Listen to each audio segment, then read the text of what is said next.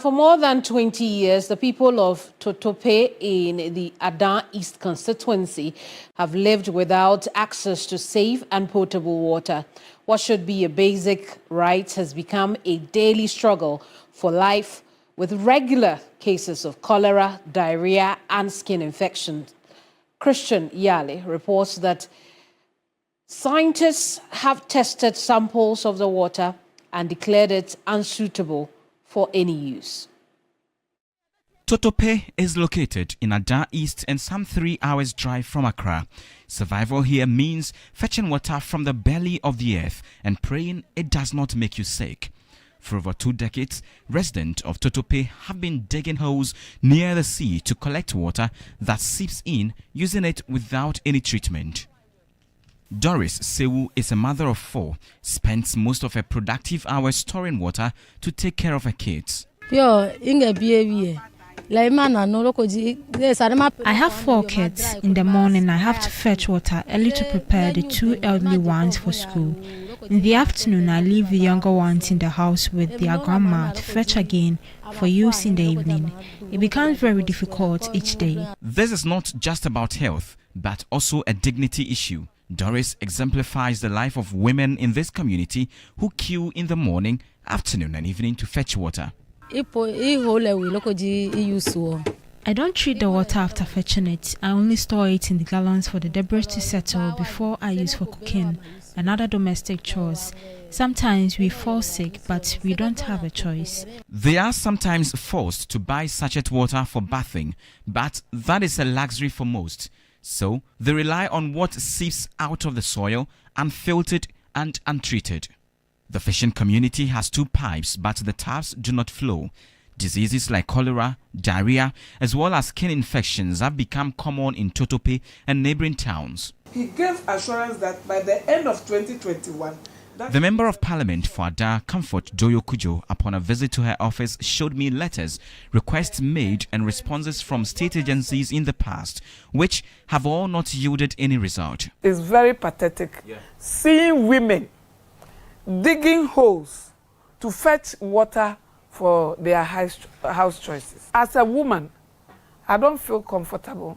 The first Deputy Majority Whip said the situation is a real trouble for her. In the 8th Parliament, I raised a statement on the floor of Parliament. Government Assurance Committee in 2022 called them to come and answer questions whether the problems have been faced or not.